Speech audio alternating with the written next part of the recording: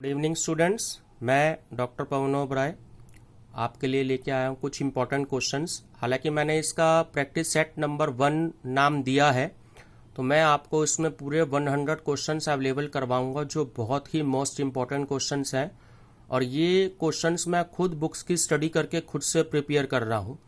ये अभी मैंने इस समय टोटल क्वेश्चन 38 प्रिपेयर किए हैं और इसके 100 क्वेश्चंस मैं आपको बहुत ही यूनिक क्वेश्चन दूंगा और बहुत अच्छे क्वेश्चन दूंगा जिसके बारे में आपको शायद ही जानकारी हो। ठीक है स्टूडेंट्स, तो बात करते हैं 1 बाय 1 क्वेश्चंस की। नंबर फर्स्ट क्वेश्चन है कि ब्रिक शब्द का प्रयोग पहली बार कब किया गया था। तो स्टूडेंट, ब्रिक शब्द का प्रयोग पहली बार वर्ष 2001 में किया गया था। और ये जो ब्रिक शब्द है एक्चुअली अब ये ब्रिक्स में कन्वर्ट हो चुका है, क्योंकि B for Brazil, R for Russia, I for India, C for China and S for South Africa. तो जब ब्रिक वर्ल्ड की शुरुआत हुई थी तो वर्ष 2001 में इसमें केवल 4 ही देश थे, लेकिन अब इसमें 5 देश शामिल हो चुके हैं। ब्राजील, रशिया, इंडिया, चाइना और साउथ अफ्रीका, ये 5 देश इसके मेंबर हैं। चलिए क्वेश्चन नंबर सेकंड कि ब्रिक्स देशों के पास दुनिया का कितने प्रतिशत भूभाग है, यानी कि जो एरिया है, जो जमीन का एरिया है वो कितना है। तो सी ऑप्शन करेक्ट है, 25.9%। ठीक है। G7 की स्थापना कब हुई। जी मतलब ग्रुप 7, इसमें 7 देश शामिल हैं। मैं आपको कभी डिटेल में इसके बारे में अगली वीडियो में बताऊंगा कुछ समय बाद। तो G7 की स्थापना कब हुई थी। G7 means group 7। देखिए स्टूडेंट्स, इसकी स्थापना हुई थी सन 1975 में और इसमें 7 देश शामिल हैं। और ध्यान रखिएगा कि जो G7 है उसमें इंडिया शामिल नहीं है, क्योंकि जो G7 है उसमें केवल जो डेवलप कंट्री है, जो विकसित कंट्री है, केवल उन्हीं देशों का ये ग्रुप है।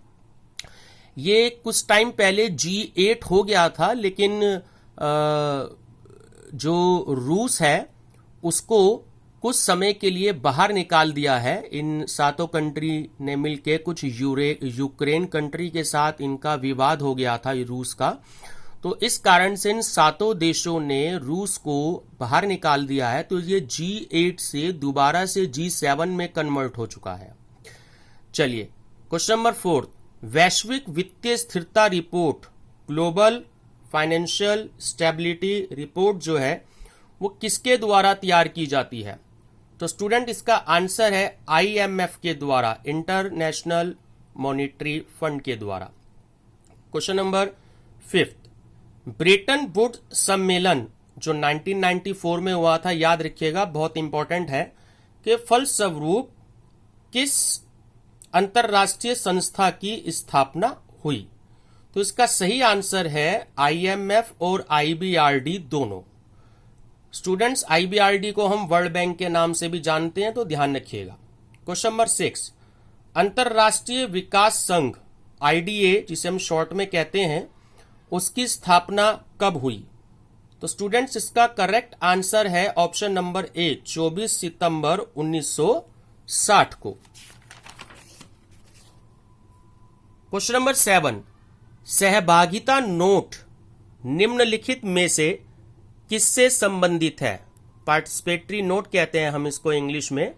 तो इसका सही आंसर है ऑप्शन नंबर बी, विदेशी संस्थागत निवेशक।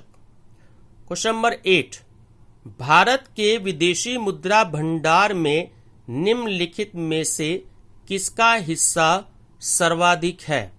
तो ऑप्शन नंबर सी करेक्ट है, विदेशी मुद्रा। क्वेश्चन नंबर 9, 2015 में घोषित नई निर्यात आयात नीति कितने समय के लिए है। तो स्टूडेंट्स, इसका करेक्ट आंसर है ऑप्शन नंबर डी, 5 वर्ष।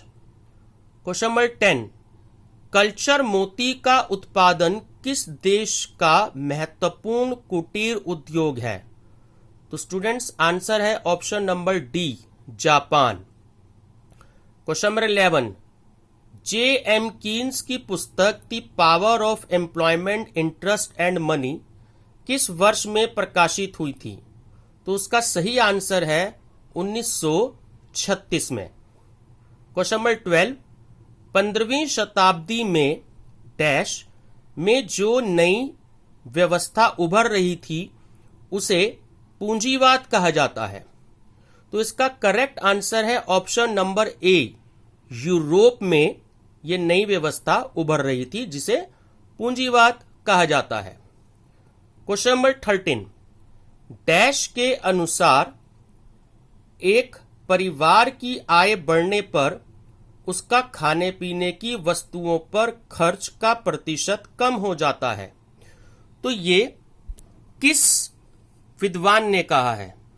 तो स्टूडेंट्स इसका सही आंसर है, बहुत इंपॉर्टेंट क्वेश्चन है, option number A, Ernst Engel. Question number 14, श्रमिक संघवाद विचारधारा का उदय 19वीं शताब्दी के अंत में हुआ। तो सही आंसर है ऑप्शन नंबर डी, फ्रांस में। क्वेश्चन नंबर 15, पूर्ति स्वयं अपनी मांग उत्पन्न करती है, यह नियम लागू होता है। तो ऑप्शन नंबर सी करेक्ट है, वस्तु विनिमय और मुद्रा विनिमय दोनों पर। ठीक है, बहुत इंपॉर्टेंट क्वेश्चन है। क्वेश्चन नंबर 16, किस बैंक द्वारा किसानों को दीर्घकालीन वित्तीय सहायता प्रदान की जाती है? तो ऑप्शन नंबर बी करेक्ट है, भूमि विकास बैंक। क्वेश्चन नंबर 17, निम्नलिखित में से वह बैंक कौन सा है जिसका नाम एक नदी के नाम पर रखा गया है? तो स्टूडेंट्स इसका आंसर टिक नहीं लगाया है मैंने, लेकिन इसका आंसर है वर्धा ग्रामीण बैंक। वर्धा एक नदी का नाम है, तो आप याद रखिएगा, ऑप्शन नंबर बी करेक्ट है, वर्धा ग्रामीण बैंक। क्वेश्चन नंबर 18, राष्ट्रीयकृत न्यू बैंक ऑफ इंडिया का विलय बाद में किस बैंक में हुआ? ये भी एनटीए नेट में आया हुआ क्वेश्चन है, कई साल पहले आया था। पंजाब नेशनल बैंक, ये मैंने आपको कल भी जो वीडियो भेजी थी उसमें भी ये क्वेश्चन आया हुआ है। ये क्वेश्चन 2-3 बार आया हुआ है एनटीए एग्जाम में कि पंजाब नेशनल बैंक में राष्ट्रीयकृत जो बैंक है न्यू बैंक ऑफ इंडिया, उसका विलय हुआ था। क्वेश्चन नंबर 19, सर्वप्रथम कौन सी आर्थिक व्यवस्था अस्तित्व में आई? तो स्टूडेंट्स इसका सही आंसर है ऑप्शन नंबर ए, लेसिस फेयर व्यवस्था। चलिए नेक्स्ट क्वेश्चन है क्वेश्चन नंबर 20, ब्लू कार्ड क्या होता है? तो स्टूडेंट्स ये नेट में आया हुआ क्वेश्चन है कि जो ब्लू कार्ड है, ऑप्शन नंबर सी सही है, यूरोपियन यूनियन द्वारा अन्य देशों से उच्च योग्यता प्राप्त पेशेवरों को आकर्षित करने का प्रस्ताव है। क्वेश्चन नंबर 20, निम्नलिखित में से कौन निर्धनता के लिए उत्तरदायी नहीं है? तो ऑप्शन नंबर डी करेक्ट है, बढ़ता हुआ निवेश। क्वेश्चन नंबर 22, शहरी क्षेत्र में गरीबी रेखा से निम्नलिखित से औसत कम कैलोरी प्रतिदिन प्रति व्यक्ति का मानक भारतीय योजना आयोग द्वारा निर्धारित किया गया है। तो स्टूडेंट्स में जैसे मैं पहले भी बता चुका हूं कि भारतीय योजना आयोग जो है वो अब नीति आयोग हो चुका है, तो यहां पर नीति आयोग होगा क्योंकि एग्जाम में आया हुआ क्वेश्चन है, तो इसलिए मैंने भी भारतीय योजना आयोग शब्द का इस्तेमाल किया है, बट अब नीति आयोग आएगा। ठीक है, तो इसका करेक्ट आंसर है 2100, ऑप्शन नंबर ए। क्वेश्चन नंबर 23, भारत सरकार ने नीति आयोग की स्थापना निम्नलिखित में से किसका स्थान लेने के लिए की? तो यह भी एग्जाम में आया हुआ क्वेश्चन है, देखिए हम पहले भी पढ़ चुके हैं, ऑप्शन नंबर डी योजना आयोग। क्वेश्चन नंबर 24, जीएसटी की विभिन्न दरों के संदर्भ में जो निर्णय लेने का अधिकार है, अंतिम निर्णय का अधिकार किसे प्राप्त है? तो ऑप्शन नंबर डी करेक्ट है, जीएसटी परिषद को। क्वेश्चन नंबर 25, जीएसटी को लागू करने के लिए सबसे पहले डैश संविधान संशोधन अधिनियम 2016 पारित किया गया। तो देखिए बहुत इंपॉर्टेंट क्वेश्चन है और एग्जाम में आया हुआ क्वेश्चन है। ये जो संशोधन हुआ था वो संशोधन हुआ था आपका 101वां 101। क्वेश्चन नंबर 26, सरकारी व्यय को नियंत्रित करने का प्राधिकारी है। तो करेक्ट आंसर है ऑप्शन नंबर सी, वित्त मंत्रालय। क्वेश्चन नंबर 27, भारत में आर्थिक सर्वेक्षण प्रकाशित किया जाता है किसके द्वारा? तो करेक्ट आंसर है वित्त मंत्रालय द्वारा, ऑप्शन नंबर ए। Question number 28, RN Malhotra committee जो है वो उसका संबंध किससे है? तो सही आंसर है ऑप्शन नंबर सी, बीमा क्षेत्र से। क्वेश्चन नंबर 29, इनसाइडर ट्रेडिंग किससे संबंधित होती है? तो स्टूडेंट करेक्ट आंसर है ऑप्शन नंबर ए, शेयर बाजार से। ध्यान रखना, इंपॉर्टेंट क्वेश्चन है। क्वेश्चन नंबर 30, गिल्ट एस्ट बाजार का संबंध किससे है, किससे संबंधित होती है?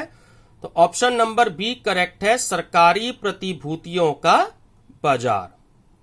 Question number 31, national stock exchange का प्रवर्तक है कौन कौन है? तो तीनों ही ऑप्शन है इसमें। Option number A SBI, option number B LIC और GIC, option number C IDBI। तो ये ऑप्शन नंबर डी करेक्ट है, तो सभी हैं इसमें answer. Question number 32, white goods में सम्मिलित है क्या क्या? ऑप्शन नंबर सी करेक्ट है कि प्रदर्शन उपभोग के लिए खरीदी गई वस्तुएं। नेक्स्ट क्वेश्चन, क्वेश्चन नंबर 33, कि राष्ट्रीय नवीकरण कोष की स्थापना का लक्ष्य है। तो ऑप्शन नंबर ए करेक्ट है, श्रम का पुनर्प्रशिक्षण। क्वेश्चन नंबर 34, भारत में गोल्डन हैंडशेक योजना किससे संबंधित है? तो स्टूडेंट्स ये टीवी पे बहुत ऐड आता है, वॉलंटरी रिटायरमेंट स्कीम से होता है, जिसे शॉर्ट में VRS बोलते हैं। तो करेक्ट आंसर है ए, स्वैच्छिक सेवानिवृत्ति से, ऑप्शन नंबर ए करेक्ट है। क्वेश्चन नंबर 35, निम्नलिखित में से कौन तातीपाका में है? तो ये तातीपाका एक शहर का नाम है, तो ऑप्शन नंबर सी करेक्ट है, ONGC।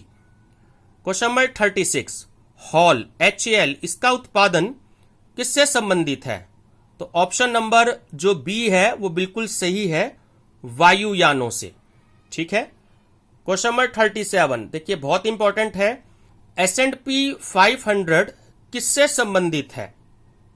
तो S&P 500 जो है वो बड़ी कंपनियों के स्टॉक सूचक से संबंधित है। Question number 38, bank of Rajasthan का विलय किस बैंक में हुआ है?